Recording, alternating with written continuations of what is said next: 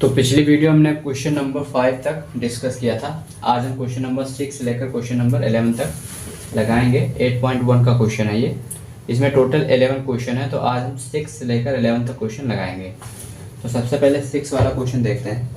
लिखा है कि if angle A and angle B are acute angle such that cos A is equal to cos B, so that angle A is equal to angle B, यानी हमको angle A और angle B को equal prove करना है। तो simple सबसे पहले क्या देखेंगे कि cos A is equal to cos B given है। तो यहाँ पे क्या करेंगे, cos A की वैल्यू निकाल लेंगे और cos B की वैल्यू निकाल लेंगे। तो यहाँ से सबसे पहले cos A की वैल्यू निकालते हैं। cos A, देखो cos A का फॉर्मूला क्या होता है, बेस अपॉन में हाइपोटेनियस होता है, ये पता है आपको। तो जहाँ से एंगल है, देखो एंगल A पे इसको नहीं रखते हैं, इसको यहाँ पे C कर देते हैं, A B एंड C, क्योंकि इसने क्या बोला है कि A and B are acute angle. तो A और B क्या होंगे, एक्यूट एंगल, और C क्या होगी 90 डिग्री। तो यहाँ पे B अपॉन H हो जाएगा। यहाँ पे बेस कितना है, cos A से देखेंगे तो देखो A के सामने क्या होता है, जिस एंगल की बात करेंगे वो परपेंडिकुलर होता है, और बाकी जो बचता है वो क्या होता है, बेस होता है। और 90 डिग्री के सामने वाला क्या होता है, हाइपोटेनियस। ये हमेशा ध्यान रखना, जो एंगल की बात करेगा उसके सामने क्या होगा, परपेंडिकुलर, और 90 डिग्री के सामने वाला साइड क्या होगा, हाइपोटेनियस, और बाकी जो बचेगा वो क्या होगा, बेस। तो यहाँ पे cos A के लिए बेस क्या है, AC। cos A के लिए बेस क्या है, AC, और हाइपोटेनियस क्या है, AB। तो AC अपॉन में AB हो जाएगा। ऐसे हम cos B निकाल लेते हैं। तो cos B क्या हो जाएगा, देखो अब यहाँ पे ध्यान से देखना है। अब एंगल हमारा B हो गया, यानी B के लिए परपेंडिकुलर क्या होगा, AC। Formula B upon H ही लगेगा, लेकिन ये परपेंडिकुलर होगा, और ये क्या होगा, बेस। BC क्या होगा, बेस। तो BC बेस हो जाएगा, और हाइपोटेनियस सेम रहेगा AB। तो ये cos है और cos B की वैल्यू निकल गई। अब ध्यान से देखना कि यहाँ पे गिवन है कि cos A is equal to cos B, यानी इसका मतलब कि ये दोनों क्या हो जाएंगे, इक्वल हो जाएंगे। तो अकॉर्डिंग टू क्वेश्चन क्या हो जाएंगे कि AC अपॉन में AB is equal to BC upon में AB।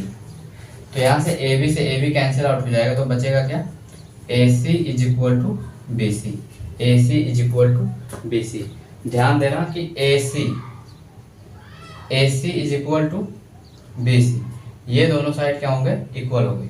तो आपने 9th में थ्योरम पढ़ा होगा कि अगर दो साइड इक्वल होती हैं तो इनके अपोजिट के एंगल भी इक्वल होता है। तो देखो AC के अपोजिट कौन सा एंगल आ रहा है, एंगल B आ रहा है। BC के अपोजिट कौन सा एंगल आ रहा है, एंगल A आ रहा है। इसका मतलब कि अगर AC is equal to BC है तो angle A is equal to angle B। Reason क्या है कि if two side are equal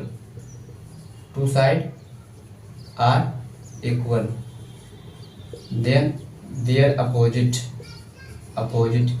angle are also equal। ये 9th का थ्योरम है। तो यहाँ पे अगर दो साइड इक्वल हैं तो AC इज इक्वल टू, अगर BC आ गया तो BC के अपोजिट एंगल A और AC के अपोजिट एंगल B, ये दोनों भी इक्वल हो जाएंगे। तो इस तरह से ये क्वेश्चन लगेगा क्वेश्चन नंबर 6। तो इसको नोट डाउन कर लो फटाफट। क्वेश्चन नंबर 7 पे चलते हैं। अब चलते हैं क्वेश्चन नंबर 7 पे।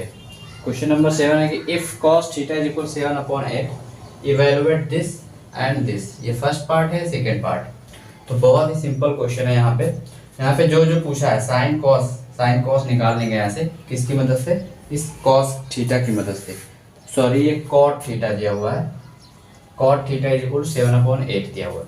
तो इसके मदद से क्या निकाल लेंगे, देखो cot θ is equal to 7 upon 8 है, और cot का फॉर्मूला क्या होता है, बेस अपॉन में परपेंडिकुलर। इसका मतलब अगर हम ट्रायंगल ऐसे बनाए हैं, अगर हम ट्रायंगल बनाए राइट एंगल ट्रायंगल, तो थीटा मान लो यहाँ पे है, तो परपेंडिकुलर ये हो गया, और ये हाइपोटेनियस हो गया, और ये बेस हो गया। तो बेस कितना दिया है, 7, और परपेंडिकुलर कितना दिया है, 8। तो यहाँ से हम हाइपोटेनियस निकाल लेंगे आसानी से।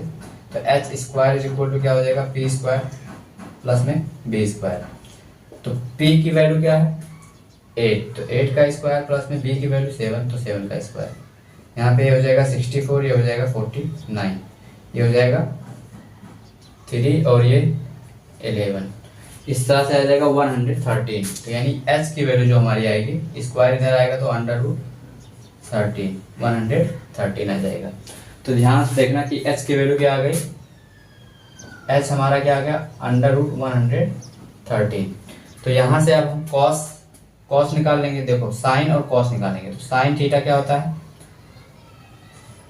साइन थीटा क्या होता है, परपेंडिकुलर अपॉन हाइपोटेनस। तो परपेंडिकुलर कितना है 8 और हाइपोटेनस कितना है 113। ऐसे हम क्या निकालेंगे, कॉस। तो कॉस क्या होता है b अपॉन h। तो b की वैल्यू क्या है 7, यहाँ पे अंडर रूट 113 हो जाएगा। तो यहाँ पे साइन और कॉस की वैल्यू रख दिया।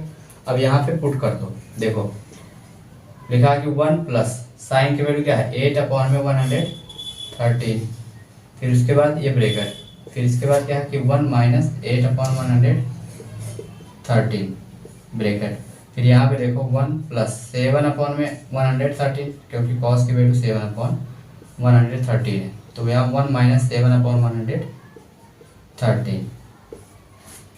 अब क्या करेंगे, इसको सॉल्व करेंगे। देखो अगर यहाँ पे लॉजिक लगाना चाहो तो ये लिखा है a प्लस बी और ये लिखा है a माइनस बी। तो यहाँ पे a प्लस बी और a माइनस बी का फॉर्मूला लगा दोगे तो ये हो जाएगा a square minus B square, यानी 1 का स्क्वायर हो जाएगा और उसके बाद क्या हो जाएगा 8 अपॉन अंडर रूट 13 का स्क्वायर हो जाएगा। ऐसे नीचे क्या हो जाएगा 1 का स्क्वायर हो जाएगा और 7 अपॉन में अंडर रूट 113 का स्क्वायर हो जाएगा। ये फॉर्मूला निकल जाएगा, जल्दी से सॉल्व हो जाएगा ये।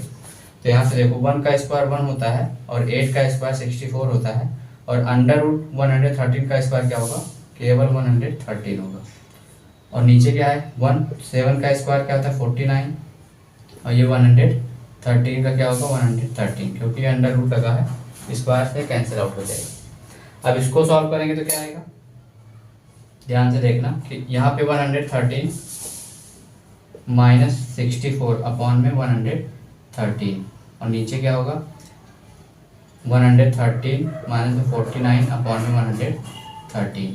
तो क्या यहाँ से देखो 113 में से 64 माइनस होगा तो कितना आएगा 9 और 4 49 आएगा और 100 ये 13 ऐसे रहेगा। ये देखो ये कैंसिल आउट हो जाएगा और 113 में से 49 जाएगा तो कितना बचेगा 64। तो इस तरह से ये जो हमारा इसकी इस पूरे की वैल्यू आ जाएगी, कितनी आ जाएगी 49/64। अब यहाँ पे तुरंत जस्ट कॉट का वैल्यू देखते हैं। देखो ये बहुत सिंपल है, कॉट थीटा की वैल्यू दी गई 7/8, तो कॉट स्क्वायर थीटा क्या होगा 7/8 का स्क्वायर। इसका मतलब क्या होगा 7 का स्क्वायर 49 और 8 का स्क्वायर 64। ये तुरंत इस तरह से लग जाएगा। तो यहाँ पे दोनों चीज़ें आसानी से हो गई हैं।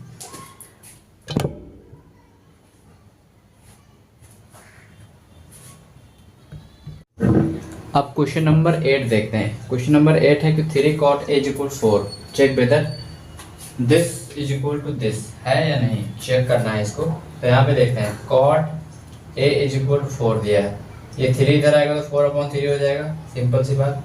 अगर यहीं से हमें tan निकाल लें तो tan cot का उल्टा होता है, तो 3/4 हो जाएगा, ये भी हो जाएगा। तो यहाँ पे अब क्या यूज करेंगे, एक राइट एंगल ट्रायंगल बनाएंगे, ये परपेंडिकुलर, ये बेस, ये मान लो A है, ये B है एंड ये C है। यहाँ पे मान लो ये थीटा होगा या A की बात कर रहा है तो A की जगह पे थीटा होगा। तो यहाँ पे B ये बेस और ये क्या हो जाएगा हाइपोटेनस। तो यहाँ पे देखते हैं कॉट का फॉर्मूला क्या होता है, बेस अपॉन में परपेंडिकुलर। तो बेस कितना है 4, परपेंडिकुलर कितना है 3। तो यहाँ से S की वैल्यू निकाल लेंगे आसानी से। तो P स्क्वायर प्लस में B स्क्वायर, एच स्क्वायर बराबर होगा B की वैल्यू 3, तो 3 का स्क्वायर और B की वैल्यू 4, तो 4 का स्क्वायर। 3 का स्क्वायर 9 और 4 का स्क्वायर 16, ऐड करेंगे 25। तो H की वैल्यू आ जाएगी √25, स्क्वायर इधर आएगा तो √25। तो H की वैल्यू क्या आ जाएगी 5, H की वैल्यू हमारी क्या आ जाएगी 5। अब यहाँ से हम क्या निकाल लेंगे साइन, तो यहाँ से साइन ए, और साइन का फॉर्मूला क्या होता है पी अपॉन एच, तो पी की वैल्यू क्या है 3 और एच की वैल्यू क्या है 5। ऐसे यहाँ से कॉस ए निकाल लेंगे, तो कॉस क्या है बी अपॉन एच, तो बी की वैल्यू क्या है 4 और एच की वैल्यू क्या है 5। तो इस तरह से साइन और कॉस निकल जाएगा। अब यहाँ पे पुट करके देखते हैं कि दोनों इक्वल हैं या नहीं है। तो देखो LHS में देखेंगे फिर RHS में देखेंगे, दोनों तरफ देखेंगे दोनों इक्वल होगा तो इक्वल, नहीं होगा तो नहीं। तो यहाँ पे देखते हैं कि 1 माइनस tan की वैल्यू क्या आई है 3/4, तो 3/4 का स्क्वायर, इस तरह से सॉल्व करेंगे। ऐसे 1 + 3/4 स्क्वायर। अब देखते हैं कि ये दोनों बराबर है कि नहीं। तो 1 ही होगा, 3 का स्क्वायर 9 और ये कितना हो जाएगा 4 का स्क्वायर 16। ऐसे ये 1 + 9/16, यहाँ पे 16 × 1 16 माइनस में 9/16, 16 × 1 16 प्लस में 9/16, 16 से 16 कैंसिल आउट हो जाएगा। तो यहाँ पे 16 में से 9 जाएगा तो कितना हो जाएगा 7 और ये कितना हो जाएगा 25। 7/25 ये हमारा LHS आ गया। ये क्या आ गया LHS। अब RHS देखते हैं कि तो इक्वल है कि नहीं। तो यहाँ पे RHS में क्या देखेंगे, देखो cos की वैल्यू क्या है, cos की वैल्यू है 4/5, तो 4/5 स्क्वायर करेंगे, फिर माइनस में कितना है साइन की वैल्यू, तो साइन की वैल्यू क्या है 3/5, तो 3/5 का स्क्वायर करेंगे। अब 4 का स्क्वायर 16, 5 का स्क्वायर 25, फिर इसका 3 का स्क्वायर 9 और 5 का स्क्वायर 25।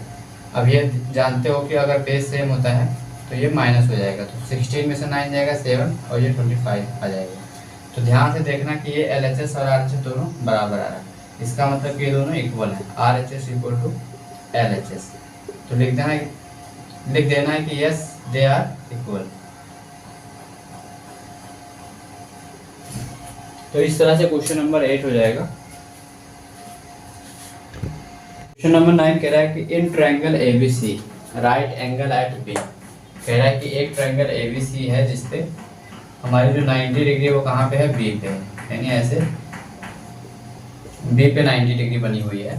तो यहाँ पे दिया हुआ कि tan A = 1/√3, tan A = 1/√3। तो यहाँ से देखते हैं कि देखो अगर A क्या है, अगर A के लिए देखा जाए तो ये परपेंडिकुलर अपॉन बेस होता है। तो अगर A से देखा जाए तो A के सामने एंगल A की बात करा, यहाँ पे एंगल A है, तो A के सामने परपेंडिकुलर क्या होगा BC होगा, परपेंडिकुलर क्या होगा BC, यानी P की वैल्यू कितनी दी गई है 1, परपेंडिकुलर कितना है 1 और बेस कितना होगा √3, ये बेस होगा तो ये √3 हो जाएगा और ये क्या होगा परपेंडिकुलर। तो यहाँ से हाइपोटेनस निकाल लेते हैं। तो H² क्या होगा P² प्लस में B²। तो P की वैल्यू कितनी है 1, तो 1 का स्क्वायर और √3 की वैल्यू कितनी है, मतलब B की वैल्यू कितनी है √3, तो 1 का स्क्वायर 1 और √3 का स्क्वायर 3, तो ये हो जाएगा 4।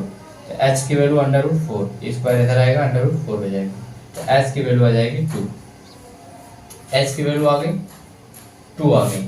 अब यहाँ से फर्स्ट पार्ट निकालते हैं, देखो sine A cos C, sine A cos C plus cos A sine C।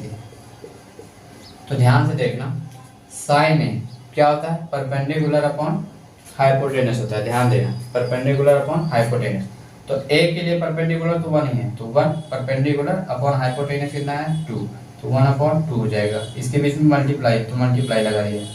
अब साइन C क्या होता है B/H। तो यहाँ पे ध्यान से देखना C है तो इसके सामने ये परपेंडिकुलर होगा, लेकिन ये क्या होगा बेस। C के लिए बेस क्या होगा जो परपेंडिकुलर है यहाँ पे, तो बेस क्या होगा 1 और बेस अपॉन हाइपोटेनस यानी हाइपोटेनस क्या होगा 2 प्लस में cos A के लिए देखो ध्यान दे रहा है, cos A के लिए बेस क्या होगा √3, cos A के लिए √3 बेस होगा और अपॉन में हाइपोटेनस 2 होगा, मल्टीप्लाई में साइन C।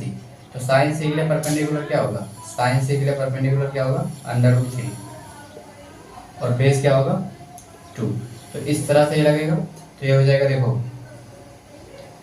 1/4 हो जाएगा और ये √3 मल्टीप्लाई होगा √3 से, तो केवल आएगा 3 और यहाँ पे 2 2 जा 4 हो जाएगा। तो यहाँ पे 1 देखो ये सेम है, तो यहाँ पे ऊपर वाला जुड़ जाएगा, तो 4/4 यानी 1 आ जाएगा। तो सिंपल से इसकी वैल्यू कितनी आ जाएगी, 1 आ जाएगी। इसी तरह से आप कॉस सी और साइन सी निकाल सकते हो। तो प्रयास करना। अब देखते हैं क्वेश्चन नंबर 10। इसमें लिखा हुआ कि in triangle P Q R right angle at Q and P R plus Q R is equal 25, P Q is equal 5। तो हमको डिटरमाइन क्या करना है, sine P, cos P and tan P. तो सिंपल सा क्वेश्चन है। यहाँ पे देखो एक ट्रायंगल बनाएंगे जो राइट एंगल होगा और क्यू कहाँ पे होगा, 90 डिग्री पे, यानी क्यू पे 90 डिग्री होगा और बाकी ये पी क्यू और ये आर हो जाएगा। अब हमारा पी क्यू दिया है और P R plus Q are की वैल्यू दी गई है। तो अगर हमको साइन पी चाहिए, कॉस पी चाहिए, टेन पी चाहिए, तो हमको ये तीनों साइड पता होना बहुत जरूरी है। तो सिंपल सा क्या करेंगे, यहाँ पे पाइथागोरस लगाएंगे। देखो ये हमारा हाइपोटेन्यूस है और ये हमारा, अच्छा यहाँ पे क्या करते हैं, अगर यहाँ पे हम पी लेते हैं तो आसान रहेगा थोड़ा सा, क्योंकि पी यहाँ पे साइन पी बोला है तो परपेंडिकुलर ये चीज हो जाएगी बहुत आराम से। तो यहाँ पे इस तरह से फॉर्मूला लगाते हैं, P R square is equal to P Q square plus में आर क्यू स्क्वायर। ये पाइथागोरस है। 90 डिग्री के सामने वाला हाइपोटेनियस और एंगल के सामने वाला परपेंडिकुलर और बाकी ये नीचे बेस। तो यहाँ पे देखते हैं, देखो पी क्यू की वैल्यू दी गई है तो पी क्यू की वैल्यू उधर रखते हैं, इस आर क्यू को इधर ले आओ। तो पी आर स्क्वायर और ये आर क्यू इधर आएगा प्लस वाला, तो आर क्यू माइनस में हो जाएगा और पी क्यू की वैल्यू 5 दी गई तो 5 का स्क्वायर। अब यहाँ पे देखो लिखा है ए स्क्वायर माइनस बी स्क्वायर, तो ये फॉर्मूला जानते हो, ए प्लस बी और ए माइनस बी। तो यहाँ पे पी आर प्लस में आर क्यू एक ब्रैकेट में और पी आर माइनस में आर क्यू एक ब्रैकेट में, और ये कितना हो जाएगा 5 का स्क्वायर 25। अब यहाँ पे ध्यान से देखना, पी आर प्लस में आर क्यू कहो चाहे इसको क्यू आर को बातें गई, तो ये दोनों मिला के कितना दिया हुआ 25 और यहाँ पे पी आर माइनस में R Q is equal to 25। इसका मतलब कि पी आर माइनस में आर क्यू बराबर में 25 और ये 25 नीचे आ जाएगा 25, कट जाएगा तो कितना आ जाएगा 1। अब ध्यान से देखना, यहाँ पे पी आर प्लस में माइनस में आर क्यू कितना आ गया 1 और हमारा पी आर और माइनस में क्यू आर बराबर में 25 दिया हुआ है। अच्छा आर क्यू और क्यू आर सेम चीज है तो ये कट जाएगा और ये पी आर कितना हो जाएगा 2 पी आर हो जाएगा और ये 26 हो जाएगा, 25 प्लस 1 26। तो यहाँ से पी आर की वैल्यू कितनी आ जाएगी 26/2 यानी 13। तो पी आर की वैल्यू अगर 13 आ गई तो क्यू आर की वैल्यू कितनी आ जाएगी, तो सिंपल निकाल देते हैं। देखो पी आर की वैल्यू 25, तो पी आर की जगह पे 13 रख दो, प्लस में क्यू आर की वैल्यू हमको पता करनी है तो ये 25 हो जाएगा। तो यहाँ पे Q R is equal to 25 minus में 13 यानी क्यू आर की वैल्यू क्या आ जाएगी 12। तो ध्यान से देखना है, पी क्यू की वैल्यू कितनी दी गई है 5 और क्यू आर की वैल्यू कितनी आई है 12 और बाकी जो ये कितना आया है 13। तो हमारा जो हाइपोटेनियस है वो कितना आया है 13, हमारा जो परपेंडिकुलर है 12 और हमारा जो बेस कितना है 5। तो अब हमसे क्या पूछा है साइन पी, तो यहाँ देख लेते हैं। देखो साइन पी निकाल लेते हैं तो क्या होता है परपेंडिकुलर अपॉन हाइपोटेनियस, तो परपेंडिकुलर कितना है 12 और हाइपोटेनियस कितना है 13, तो ये हो जाएगा 12/13। तो ये 12/13। ऐसे हम कॉस पी निकाल लेते हैं तो क्या होता है ये बेस अपॉन हाइपोटेनियस, तो बेस कितना है 5 और ये कितना है 13। ऐसे हम क्या निकाल लेते हैं tan, तो tan क्या होता है, तो tan p is equal to perpendicular upon में बेस, तो परपेंडिकुलर कितना है 12 और ये कितना है 5, तो इस तरह से ये 12/5 आ जाएगा। तो ये लास्ट क्वेश्चन था इस एक्सरसाइज का 8.1। एक क्वेश्चन है उसमें ट्रू और फॉल्स है तो उसको आप खुद कर सकते हो।